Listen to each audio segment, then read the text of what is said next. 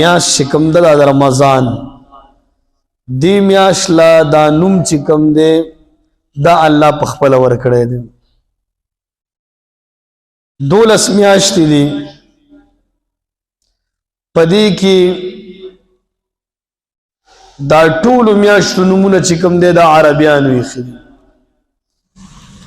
دا رمضان دا سی یو میاشت چې دی نوم الله پخپل ایخی ولی د دنیا د پیدایشنا زرگا کال مخ کی الله قرآن التلیکلے دے او پا قرآن کی دام ویلی شهر رمضان الذي انزل فيه القرآن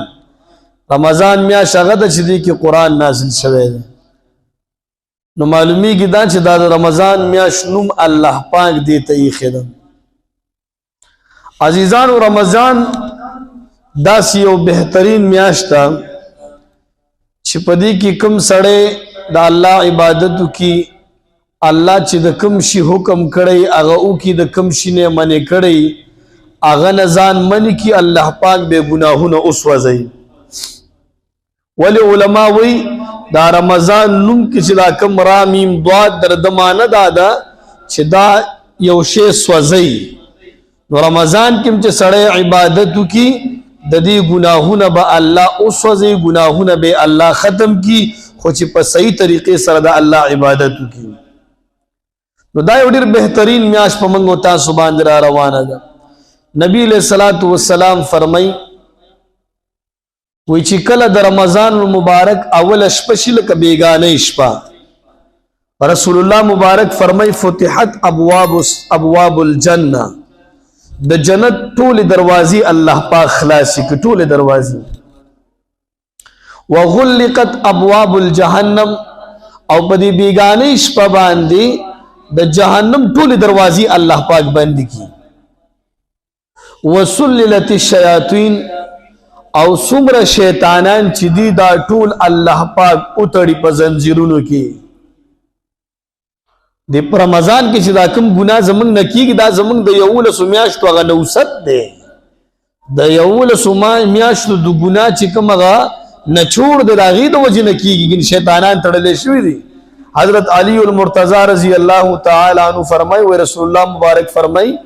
چی یو شیطان باندی اللہ پاک شپک فرشتے لگولی دی بے کلک نیولے دے نو دا دومر یو بہترین میاش پا منگو تاسو باندی سبانا با انشاءاللہ چالو کی دا دومر یو عظیم میاش دا چه قرآن مجید اللہ پاک پدی میاش کی نازل کردے دا تورات اللہ پدی میاش کی نازل کردے دے انجیل اللہ پدی میاش کی نازل کردے دے زبور اللہ پاک پدی میاش کی نازل کردے دے دشیس علیہ السلام صحیفی اللہ پدی میاش کی نازل کردے دی دا ابراہیم علیہ السلام صحیفی اللہ پدی میاش کی نازل کردے دی دا موسیٰ عیسیٰ علیہ السلام صحائف اللہ پدی میاش کی نازل کردے دی دا دومر بہترین میاش تخا 104 کتابون دی سلور غد او سلوار دا طول اللہ پاک پر رمضان المبارک میاش کی نازل کری دا دومر یو بہترین او عظیم میاش پا منگو تا سبحان دی رازی سبانا دا سے عظیم میاش تا رسول اللہ مبارک فرمائی چی اول لس رزی دا رحمت تی دی کی خصوصی رحمتون دا اللہ دا طرف پا انسان باندے رازی نو پکار دا دعا سرسو کی اللہم ارحمنی یا پختو کی یا اللہ پا ما باندے رحمو کی یا اللہ پا ما باندے رحمو کی اول عشرہ کی دا رحمت عشرہ دا دویم عشرہ دا مغفرت عشرہ دا اللہ دا انسان مغفرت کئی تو بکاردار دعا پہ کی سڑے او کی اللہم اغفر لی یا اللہ زما بخنو کی درم عشرہ دا جہنم نا دخلاسی دو دا اللہ سڑے دا جہنم نا خلاسی نو بکاردار دا دعا سو کو اللہم اجرنی من النار اللہم اجرنی من النار یا پختو کی اللہ ما دا جہنم دا اور نو ساتے محترم یو عظیم میاشتم چې دومره لوی لوی برکات الله په دې میاشت کې نازل کړي دي. دا یاد ساتي ټولې میاشت د الله دي. ښه دا جمعات هم د الله دی، بیت الله شریف هم د الله دی، خو بیت الله کې یو خصوصي رحمتونه دي، دلته هغه رحمتونه نه په دې جمعاتونه دي.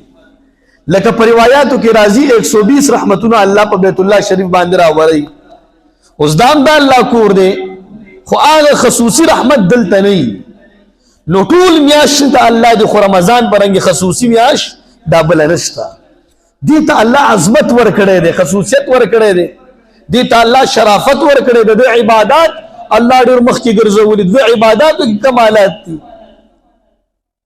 نو د دې میاشت خاطرداري وکړو. خاطرداري دا ده چې موږ او تاسو په دې میاشت کې عبادات وکړو، الله ځان نه راضي کړو، داسې عبادت وکړو چې الله زموږ مغفرت په همدې میاشت کې وکړي. ځکه رسول الله مبارک یو ورځ د جمعې ورځ وځي، داسې راغله رسول الله مبارک خطبې دپاره، او د دې منبر په اوله پوړۍ کې خپه کېغوسته، ویل چې آمین. د منبر په دویمه پوړۍ کې خپه کېغوسته، ویل چې آمین. او په درېیمه پوړۍ باندې خپه کېغوسته، ویل چې آمین. خطبه وشوه، صحابه به د رسول الله مبارک ملاقات کولو، بیان نه پس د خطبې نه پس صحابه را جمع شو. اے د الله رسول صلی الله علیه وسلم وی ارزل خطبې تخیجته خدانن د عجیبه کلمات ویلې، درې پوړې دي، درې پیری آمین دی ویل، دا د مخکې نه دی ویلي. د دې څه وجه ده؟ رسول الله مبارک صحابه کېنول. اے زما صحابه، وی ما ته جبرائیل امین علیه الصلاۃ والسلام راغلو او ما ته ویلې، وی هلاک دي شي هغه کس رغم انف رجل ذکرت عنده فلم يصلي عليك. هلاک دي شي هغه کس چې ستانه آمد هغې مخې ته اغستلی کېږي، هغه په تا باندې درود نه وایي تاسو صلی الله علیه وسلم. نبی علیہ الصلوۃ والسلام څه ویلې؟ آمین. دویمه پوړۍ کې چې ما قدم کېښوسته، وایي جبرائیل امین علیه الصلوۃ والسلام خیره وکړه چې هلاک دي شي، تباه دي شي، برباد دي شي هغه کس چې د رمضان المبارک په شان کې بهترینه میاشت په هغه باندې راشي او هغه داسې عبادت اونې کې چې ځان په الله باندې ونه بخي. رسول الله مبارک وفرمیل چې آمین. درېمه خیره جبرائیل امین علیه الصلوۃ والسلام وکړه، وایي هلاک دي شي، برباد دي شي، تباه دي شي هغه کس چې د هغې مور او پلار دواړه یا یو په دې کې د بوډاوالي حالت کې بیا مومي، یعنی مور او پلار د بوډاوالي حالت کې ورسره وي او د ده په خدمت باندې ځان جنت ته بونځي. رسول الله مبارک وفرمیل چې آمین.